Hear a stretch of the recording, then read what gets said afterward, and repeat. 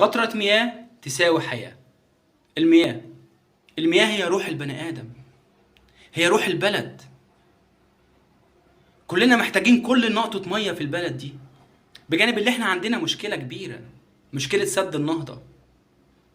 انتوا متخيلين يا جماعة؟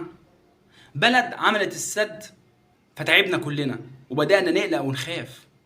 ده هيفتح المجال لبلاد تانية، يفتح المجال للسودان انها ممكن تبني لك سد تاني. واحنا اخر بلد بتوصل لنا المية، واحنا بجانب اللي احنا عندنا فقر مائي، بجانب اللي ميتنا ما بتقضناش، المية اللي بتوصل لنا ما بتقضناش. في مزارعين كتير في المحافظات المية قليلة في الري، لدرجة إن الدولة بقى بتقسم الزراعة، المحافظة دي تزرع إيه والمحافظة دي ما تزرعش إيه، بحيث نحاول نوازن عملية المية اللي عندنا. فالنهاردة لما أمشي في الشارع وألاقي حد بيرش في خرطوم في الشارع وأسكت، يبقى أنا بسكت على حقي. لما ألاقي بواب عمال يغسل في عربيات ومغرق الدنيا مية نظيفة، مية شرب، اللي الدولة بتستهلك كميات ومليارات من الفلوس عشان تنقلك المية كل سنة عشان حضرتك تشربها، يبقى انا غلطان في حق نفسي لو سبت الناس دي كده.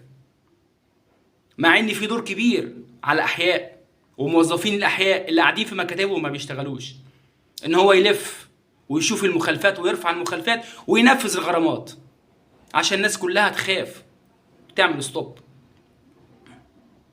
بس للاسف الميه اللي هي حياتنا كله متغاضى عن الموضوع. هيجي علينا يوم وندور على نقطة المية. فوق يا جماعة، فوق الموضوع. المية مهمة مهمة مهمة. حاولوا كل واحد فينا يقلل استهلاكه في بيته، يحافظ على نقطة المية. ما بقاش الولد الصغير فاتح الحنفية والدنيا غرقانة والأب والأم معدين ولا أكن في حاجة.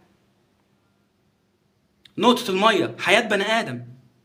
نقطة المية الناس بتدور عليها عشان تزرع لك، عشان تأكلك.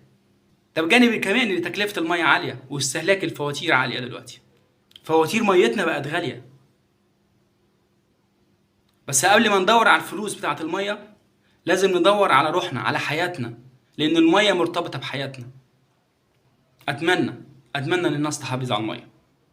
أتمنى إن ده يبقى حلم كل بني آدم وهدف كل بني آدم فيك يا بلد، إن هو يحافظ على ميته اللي فيها حياته.